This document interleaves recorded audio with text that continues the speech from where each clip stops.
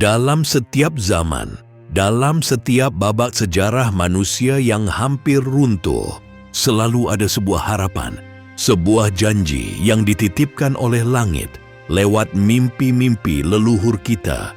Dia adalah sosok yang namanya bergema dalam bisikan, dalam kidung-kidung tua, dan dalam ramalan yang bertahan melintasi ratusan tahun. Satrio Pininggit, sang ksatria yang tersembunyi. Tapi, apa yang kita ketahui tentangnya? Kebanyakan dari kita hanya tahu dia adalah calon pemimpin Adiluhung. Namun, bagaimana wujudnya? Bagaimana caranya kita mengenalinya di antara ribuan bahkan jutaan wajah?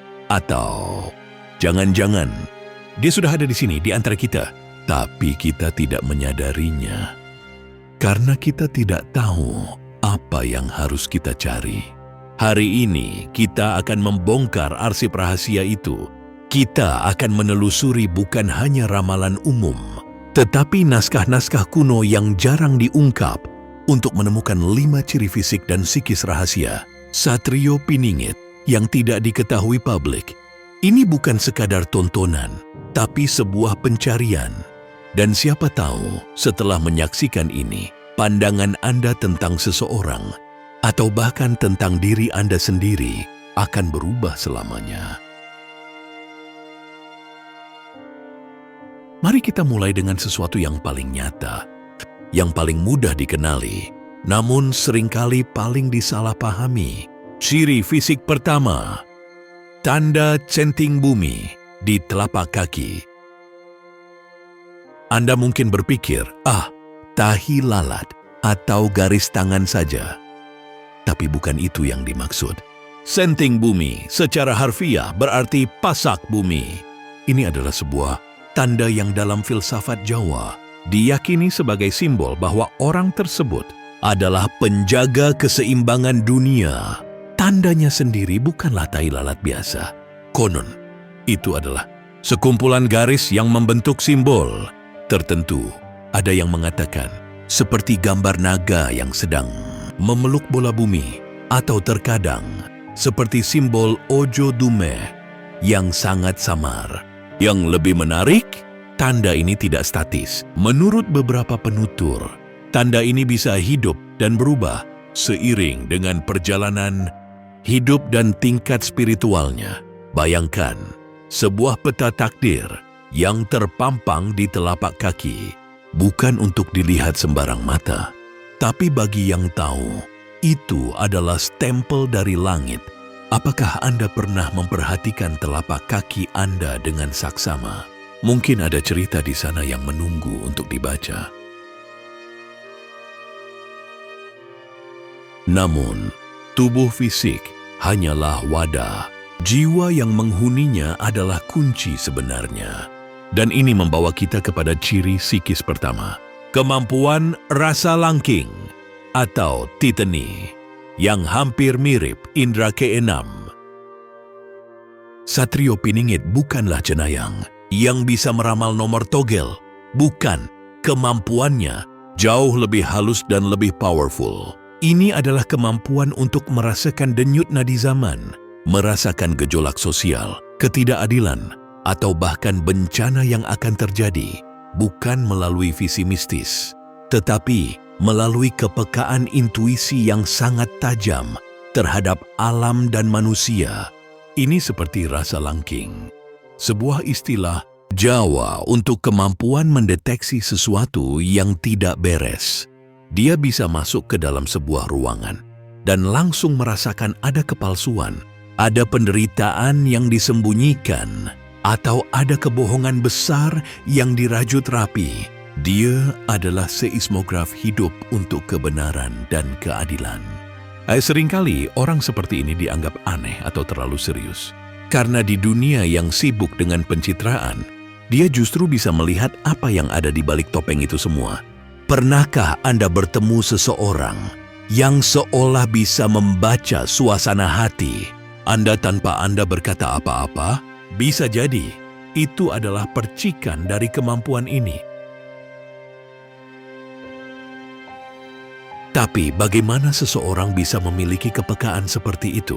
Jawabannya mungkin terletak pada masa lalunya. Dan inilah ciri fisik kedua, jejak kamajayan atau kemenangan spiritual dari masa kecil yang kelam. Banyak figur pemimpin besar di dunia memiliki masa kecil yang penuh tantangan. Namun, bagi Satrio Piningit, ini bukan sekadar kesulitan. Ini adalah ritual penempaan jiwa yang sistematis oleh takdir. Dia seringkali melalui masa kecil yang terisolasi, merasa berbeda atau mengalami penderitaan yang seolah dirancang untuk menguji setiap inci dari karakter dan ketahanannya. Yang meninggalkan jejak bukan luka fisik, tapi sebuah aura kedewasaan yang terpancar dari matanya. Matanya bukan lagi mata seorang anak, tapi mata yang telah melihat banyak hal. Dalam bahasa Jawa, ini disebut wis tua sadurunge wayah, sudah tua sebelum waktunya.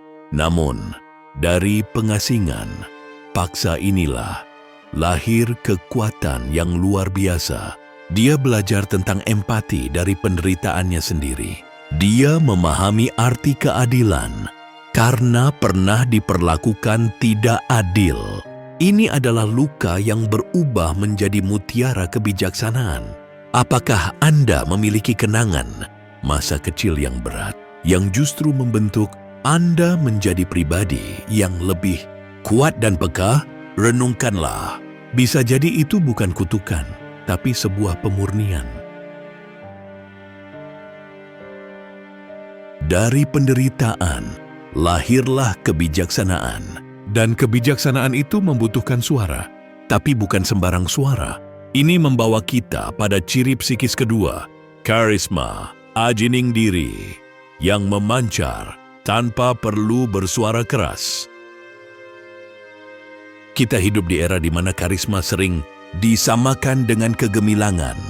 Berbicara atau ketampanan wajah karisma, Satrio Piningit berbeda. Itu adalah karisma yang berasal dari dalam. Dari ketenangan dan keyakinan akan jati dirinya yang utuh. Dalam bahasa Jawa, ini disebut ajining diri ana ing lati, ajining rogo ana ing busono. Kehormatan diri ada pada perkataannya, kehormatan badan ada pada pakaiannya. Tapi baginya, pakaiannya adalah kesederhanaan, dan perkataannya adalah kebenaran. Orang seperti ini tidak perlu memaksa untuk didengar. Ketika dia berbicara, ruangan menjadi hening, bukan karena takut, tapi karena kata-katanya mengandung bobot kebenaran yang langsung menyentuh jiwa. Dia tidak membangun otoritas dengan jabatan atau kekayaan, tapi dengan kewibawaan moral yang otentik. Pernahkah Anda duduk di dekat seseorang yang kehadirannya saja sudah meneduhkan, membuat Anda merasa aman untuk bercerita? Itulah sedikit dari cahaya ajining diri yang langka itu.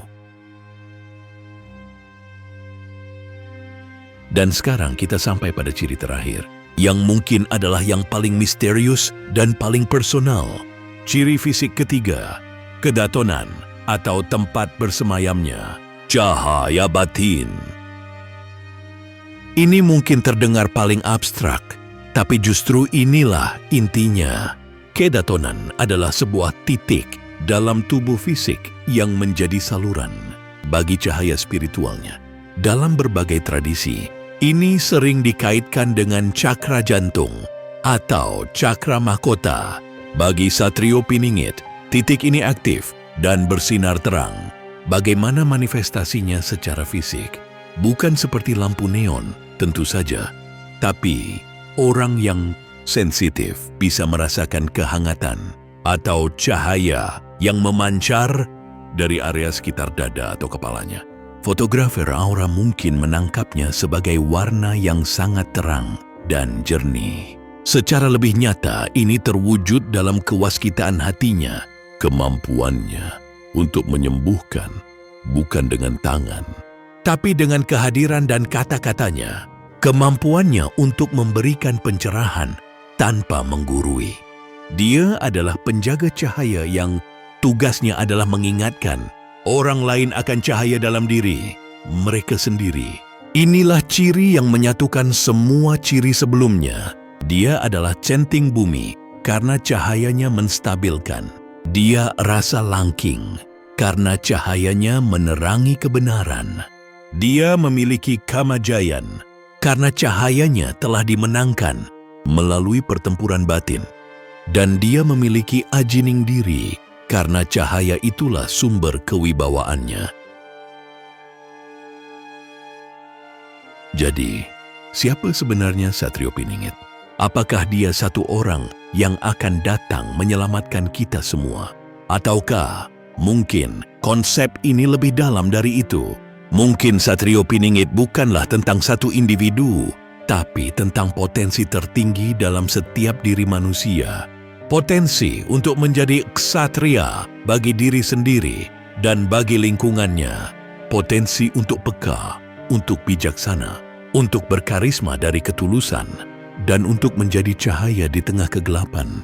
Tanda-tanda tadi bukanlah checklist untuk mencari seseorang dan lalu pasif menunggu keselamatan.